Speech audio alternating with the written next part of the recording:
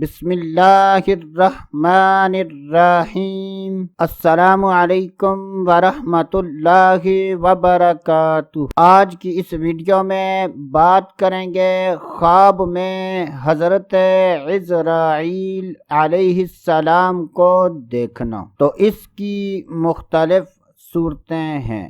حضرت عزرائیل علیہ السلام کو آسمان پر دیکھنا، اپنے پاس دیکھنا، خوش دیکھنا، ان سے کشتی کرنا، غصے کی حالت میں دیکھنا۔ ان تمام خوابوں کی تعبیریں جاننا چاہتے ہیں تو ہماری اس ویڈیو کو آخر تک ضرور دیکھیں۔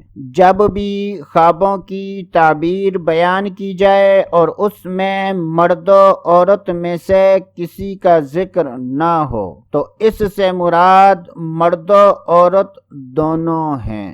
حضرت سیدنا ابن سیرین رحمۃ اللہ تعالی علیہ نے ارشاد فرمایا کہ اگر کوئی خواب میں حضرت عزرائیل علیہ السلام کو آسمان پر دیکھتا ہے تو یہ اس بات کی دلیل ہے کہ ایسا آدمی اپنے کام سے معزول ہوگا۔ اگر کوئی اپنے پاس دیکھے تو یہ اس بات کی دلیل ہے کہ ایسے آدمی کے موت کا وقت قریب ہے۔ اگر کوئی خواب میں عزرائیل علیہ السلام کو خوشی کی حالت میں دیکھے تو یہ اس بات کی دلیل ہے کہ ایسا آدمی شہادت پائے گا۔ اگر کوئی خواب میں دیکھے کہ ان سے کشتی لڑ رہا ہے تو یہ اس بات کی دلیل ہے کہ ایسے آدمی کے موت کا وقت قریب ہے۔